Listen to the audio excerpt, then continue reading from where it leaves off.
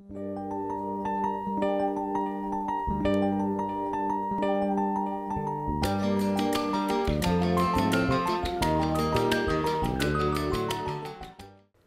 friends, today the topic of my lecture is Women and Climate Change. Climate change is a perceptible and immediate reality, not just a future challenge. The whole world is experiencing the growing impact of our changing climate, from droughts in the United States to changing rainy seasons in sub-Saharan Africa and an increasing number of cyclones in Southeast Asia. Recent research by the World Meteorological Organization highlighted that 94% of countries had experienced their warmest ever decade in 2001 to 10. Studies have shown that women enigmatically suffer the impacts of disasters, severe weather events, and climate change because of cultural norms and the unequal distribution of roles, resources, and power, especially in developing countries. Many women around the world must adapt their lives to a changing climate. Increases in extreme weather conditions, droughts, storms, and floods are already altering economies, economic development, and patterns of human migration, and are likely to be among the biggest global health threats this century. Everyone will be affected by these changes, but not equally. Vulnerability to climate change will be determined by a community or individual's ability to adapt. Now, let us talk about women, climate change, and biodiversity. Climate change is likely to become the dominant driver for the loss of biodiversity in the coming decades. Biodiversity plays an important role in climate change, adaptation, and mitigation. For example, in contexts where deforestation is responsible for an average of 20% of human-induced carbon dioxide emissions, the conservation of natural habitats can be reduced the amount of carbon dioxide released into the atmosphere. Additionally, the conservation of mangroves and drought-resistant crops can reduce the impact of climate change, such as flooding and famine. In the rural areas of Africa and Asia, women and men are highly dependent on biomass, such as wood, agricultural crops, waste, and forest resources for their energy and livelihoods. However, in the face of climate change, the ability of women and men to obtain these indispensable resources is reduced. It is important to note that the declining biodiversity does not solely impact the material welfare and livelihoods of people. It also cripples access to security, resiliency, social relations, health, and freedom of choices and action. In poor communities in most developing countries, women and girls are responsible for collecting traditional fuels, a physically draining task that can take from 2 to 20 or more hours per week. As a result, women have less time to fulfill their domestic responsibilities, earn money, engage in politics or other public activities, learn to read or acquire other skills, or simply rest. Girls are sometimes kept home from school to help gather fuel, perpetuating the cycle of disempowerment. Moreover, when environmental degradation forces them to search farther afield for resources, women and girls become more vulnerable to injuries from carrying heavy loads long distances, and also face increased risk of sexual harassment and assault. Next is women, climate change, agriculture, and food security.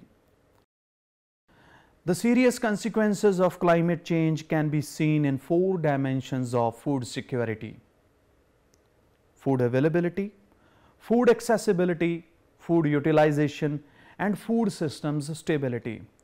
Women farmers currently account for 45 to 80% of all food production in developing countries, depending on the region. About two-thirds of the female labor force in developing countries and more than 90% in African countries are engaged in agriculture work. In the context of climate change, traditional food sources become more unpredictable and insufficient. Women face loss of income as well as harvests, often their sole sources of food and income. Related increases in food prices make food more inaccessible to poor people, in particular to women and girls, whose health has been found to decline more than male health in times of food shortages. Moreover, women are often excluded from decision making on access to and the use of land and resources critical to their livelihoods. For these reasons, it is very important that the rights of rural women are ensured in regards to food security, non-discriminatory access to resources, and equitable participation in decision-making processes. Next is women, climate change, gender equality, and health. In terms of health, some potential climate change situations include increased morbidity and mortality due to heat waves, floods, storms, fires, and droughts. What's more, the risk of contracting serious illness is aggravated by environmental hazards caused by climate change. In addition to the reference provided above of climate impacting women's health through water scarcity and water contamination, an abundance of evidence links the evolution and distribution of infectious diseases to climate and weather. This entails a greater incidence of infectious diseases such as cholera, malaria, and dengue fever due to the extension of risk seasons and wider geographic distribution of disease vectors. At the same time, as climate defines the geographical distribution of infectious diseases, weather influences the timing and severity of epidemics. Diseases transmitted by mosquitoes, for example, are particularly sensitive to variations in climate. Warmth accelerates the biting rate of mosquitoes and speeds up the maturation process of the parasites they carry. Sub-Saharan Africa is already home to the most efficient mosquito species and to the most severe forms of malaria.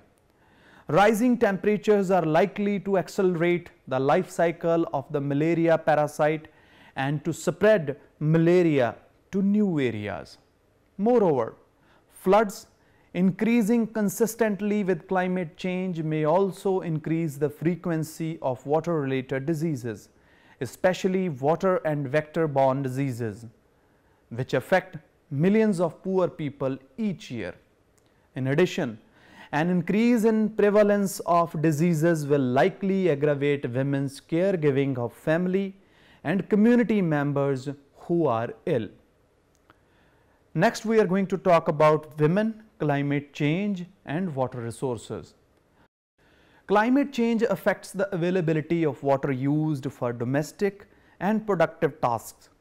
The consequences of the increased frequency in floods and droughts are far-reaching, particularly for exposed groups, including women who are responsible for water management at the household level.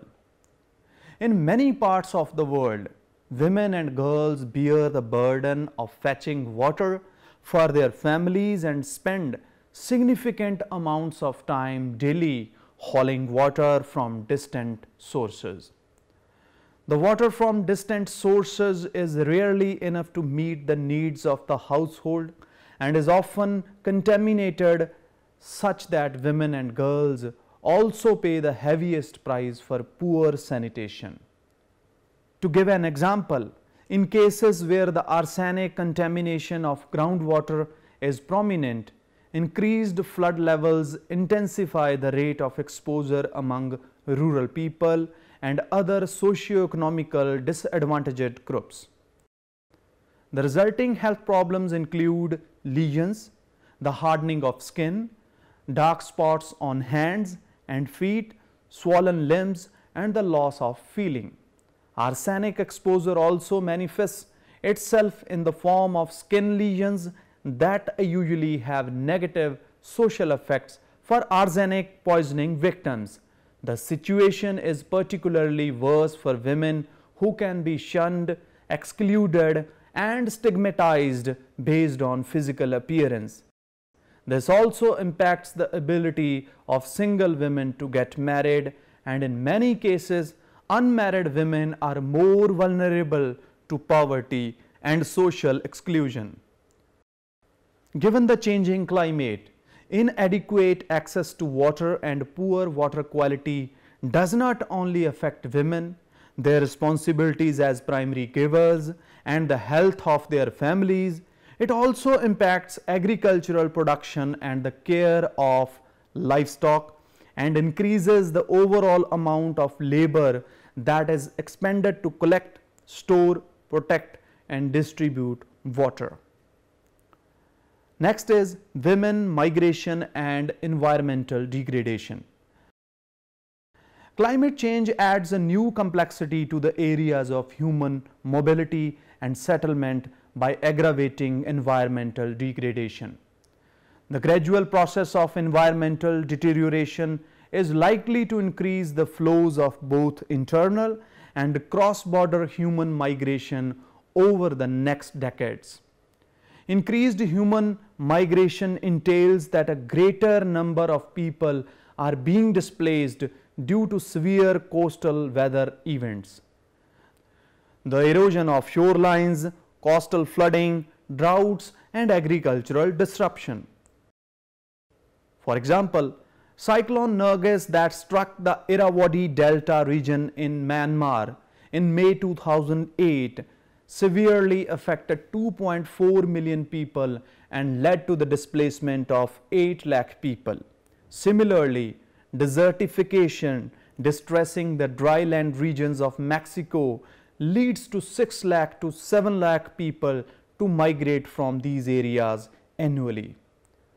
The migratory consequences of environmental factors result in higher death rates for women in least developed countries as a direct link to their socio-economic status, to behavioral restrictions and poor access to information. While migration is a survival response to climate change, frequent human resettlement further aggravates the loss of biodiversity and ecosystems. This is the case given that migration demands vast changes in land use, the physical modification of rivers or water withdrawal from rivers, the loss of coral reefs, and damage to sea flows, among other things. Now let us discuss the role of women as agents of change. Mitigation, adaptation, technology transfer, and financing are 4 major areas which have been identified as critical building blocks in response to climate change. The first 2 blocks are linked to manifestations of climate change, and the later 2 are linked to the means for achieving development goals. Mitigation involves a process of curbing greenhouse gas emissions from human activities. For example, emissions from fossil fuels as well as deforestation with a view to stabilizing greenhouse gas concentration at a safe level. Adaptation involves a range of activities to reduce vulnerability and build resilience in key sectors such as water, agriculture, and human settlements. New and improved technologies and financing initiatives at all levels also need to receive attention as part of collective efforts to address climate change. Mitigation and adaptation efforts should systematically and effectively address gender-specific impacts of climate change in the areas of inter alia, food security, agriculture and fisheries, biodiversity, water, health, human rights and peace and security. Financing mechanisms must be flexible enough to reflect women's priorities and needs. The active participation of women in the development of funding criteria and allocation of resources for climate change initiatives is critical, particularly at local levels. Gender analysis of all budget lines and financial instruments for climate change is needed to ensure gender-sensitive investments in programs for adaptation, mitigation, technology transfer and capacity building. Technological developments related to climate change should take into account women's specific priorities, needs and roles and make full use of their knowledge and expertise. Women's involvement in the development of new technologies can ensure that they are user-friendly, affordable, effective and sustainable. Gender inequalities in access to resources including credit, extension services, information and technology must be taken into account in developing activities designed to curb climate change. Women should also have equal access to training, credit and skills development programs to ensure their full participation in climate change initiatives. Governments should thus be encouraged to incorporate gender perspectives into their national policies, action plans and other measures on sustainable development and climate change through carrying out systematic gender analysis, collecting and utilizing sex disaggregated data, establishing gender-sensitive benchmarks and indicators, and developing practical tools to support increased attention to gender perspectives. The consultation and participation of women in climate change initiatives must be ensured. The role of women's groups and networks should be strengthened. Currently, women are underrepresented in the decision-making process on environmental governance. They should be equally represented in decision-making structures to allow them to contribute their unique and valuable perspectives and expertise on climate change. Women can make substantive contribution through their knowledge and experience on issues related to the management of natural resources. For example, women in leadership at all the levels have made a visible difference in natural disaster responses, both in emergency rescue and evacuation efforts and in post-disaster reconstruction, as well as in the management of essential natural resources such as fresh water. Now we come to the conclusion of today's lecture. Women are very vulnerable and are most likely to be disproportionately affected by the adverse impacts of climate change because they constitute the majority of poor people. Women's traditional roles as the primary users and managers of natural resources, primary caregivers, and laborers engaged in unpaid labor mean that they are involved in and dependent on livelihoods and resources that are put most at risk by climate change. Moreover, women lack rights and access to resources and information vital to overcoming the challenges posed by climate change. More frightening is the fact that women are frequently excluded from processes and decisions relating to the use and management of natural resources, including those impacting on climate change. In this regard, several gender networks have called for the effective participation of women in climate processes and decisions at all levels. Women and gender experts should ensure that they are well informed about the gendered dimensions of climate sensitive sectors, particularly the existing inequalities between men and women and how climate change can intensify these inequalities. The vulnerability of women to climate change warrants the design of gender sensitive mitigation and adaptation policies and measures. Women should be capacitated and empowered with the requisite information, knowledge, skills, rights, and with adequate resources to enable them to act. With this, we come to the end of today's lecture. Thank you very much.